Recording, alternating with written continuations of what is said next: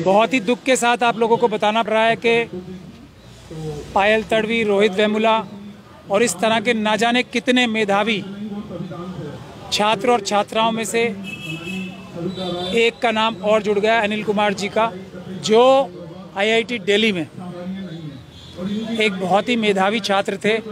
उनके साथ भी वही हुआ जो पायल तड़वी, रोहित वेमुला, डॉक्टर रितु, चंद्रशेखर साहब जो जम्मू के प्रोफेसर थे, वो सभी काम दिन रात चल रहे हैं। दिन रात ये अत्याचार हो रहा है और उस पे प्रधानमंत्री चुप हैं, होम मिनिस्टर चुप हैं, दिल्ली के चीफ मिनिस्टर चुप हैं, सब लोग चुप हैं।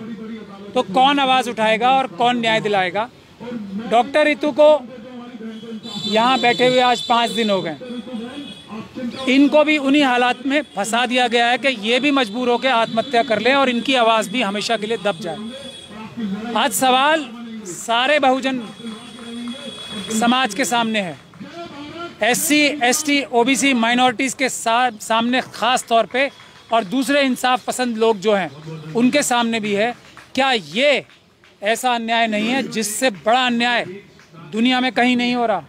क्या ये ऐसा अन्याय नहीं है कि जो सबसे ज़्यादा मेधावी छात्र हैं, डॉक्टर रितु बराबर में खड़ी हैं, ये सबसे अच्छी प्रोफेसर है और यहाँ सड़क पे बैठना पड़ रहा है, और जो बेईमान प्रिंसिपल हैं, जो धोखाधड़ी के आरोपित प्रिंसिपल हैं, जो झूठे डॉक्यूमेंट्स फोर्ज करने के आरोपित प्रिंसिपल हैं, जिनके खिलाफ चार्जशीट फाइल हो चुकी है और वो अपने पद पे बैठी हैं, यही हाल आज अनिल कुमार जी के साथ कुछ ऐसा हुआ होगा। अभी हमें पूरी डिटेल्स नहीं पता।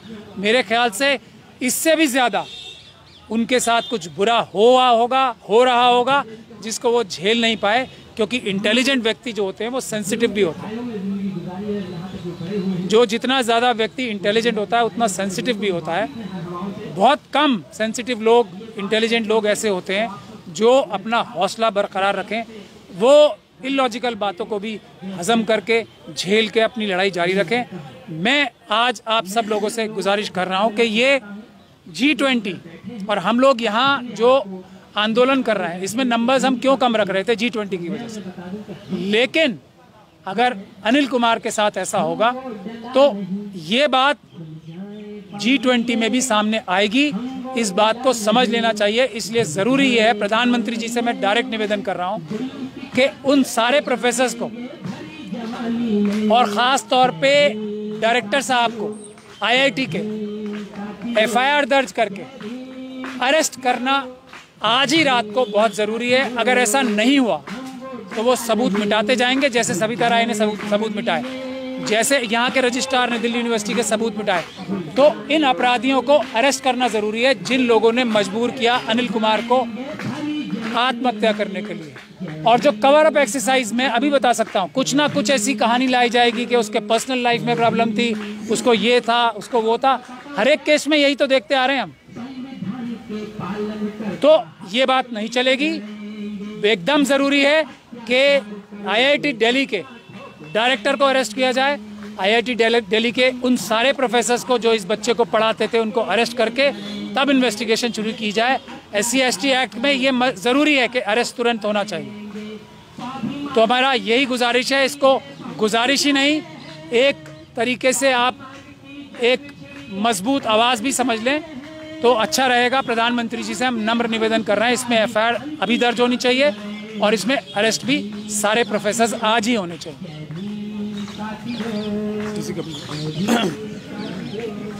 कपिल साहब, आप बोलिए। देखिए साथियों, ये एक बहुत गंभीर मसला भी है और एक बड़ी गंभीर समस्या है। क्या शासन प्रशासन में बैठे हुए लोगों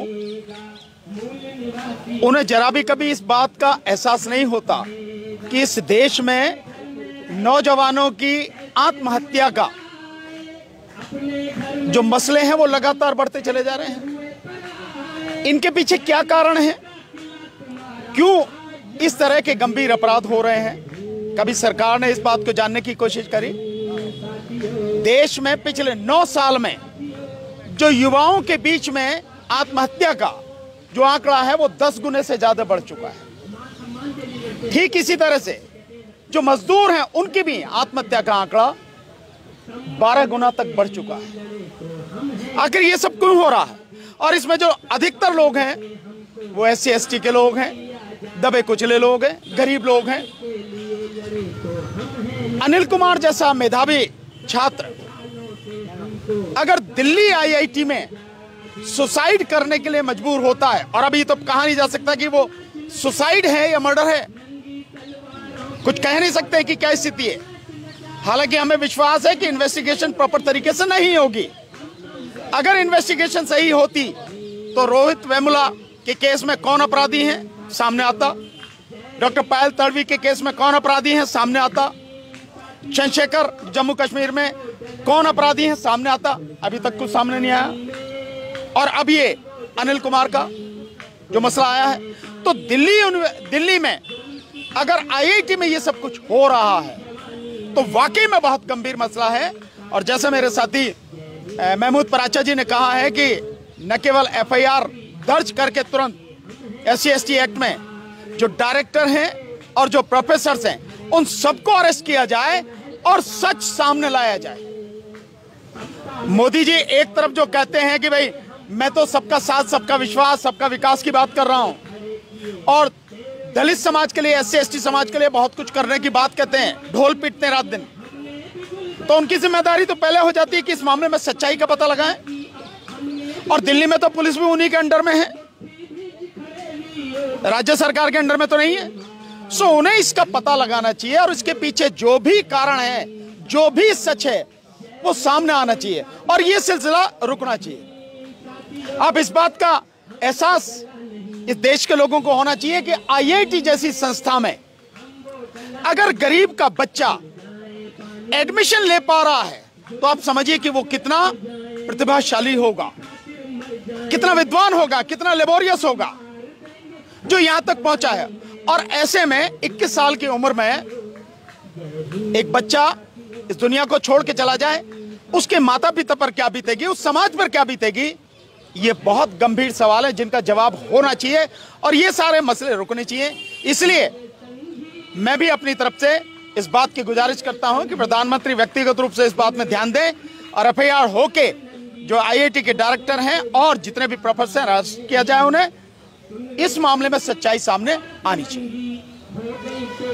मैं एक बात यहाँ ऐड करना चाहता हूँ, ये बात कि उसने आत्महत्या की है अनिल कुमार ने, ये वहाँ के जो एक ऑफिशियल स्टेटमेंट आई है उसकी बुनियाद पे मैं कह रहा हूँ, लेकिन FIR दर्ज होके इसकी सही इन्वेस्टिगेशन होनी चाहिए। हत्या भी ये हो सकती है और हत्या है, आत्महत्या है, इसकी सच्चाई को हम लोग दबने नहीं देंगे, इसका कवर अप नहीं होने देंगे। ये दिल्ली में हुआ है, हम सब लोग दिल्ली में मौजूद हैं, इसलिए इसको वार्निंग समझ लें कि इसमें कवर अप करने की जो कोशिश करेगा उसको हम लोग बिल्कुल पूरी ताकत लगा के कानूनी तरीके से जेल भिजवाने का काम करेंगे। इसीलिए बिल्कुल कवर अप करने की कोशिश ना की जाए, हम ये वार्निंग दे रहे हैं। मैं डॉक्टर रितु से बात करूंगा, कि गुजारिश करूंगा कि अभी आप देख सकते हो कि अभी ये मतलब सुन के ऐसा लगता है कि रूह कांपने वाली स्थिति दोबारा हमारे सामने आ गई। मतलब इतना शॉकिंग है कि कहाँ जाके रहे हम लोग, कौन सी यूनिवर्सिटीज में पढ़े। कोई भी ऐसा दलित आदिवासियों का बच्चा है जो सेफ है, जो सुरक्षित फील कर रहा है। ये इंस्टीट्यूशनल मर्डर है, आई कैन गारंटी इट। जैसे प्राचा साहब ने, जैसे भानु सर ने कहा कि अगर इसका इन्वेस्टिगेशन सही टाइम पे नहीं हुआ, अगर उनको सही टाइम पे अरेस्ट नहीं किया, तो जो मेरे केस में हुआ था, जिस तरीके से खुला छोड़ा हुआ है इन लोगों को और सबूत वो मैनिपुलेट कर रहे हैं, मिटा रहे हैं, गवाहों को इन्फ्लुएंस कर रहे हैं, इस केस में भी यही होगा।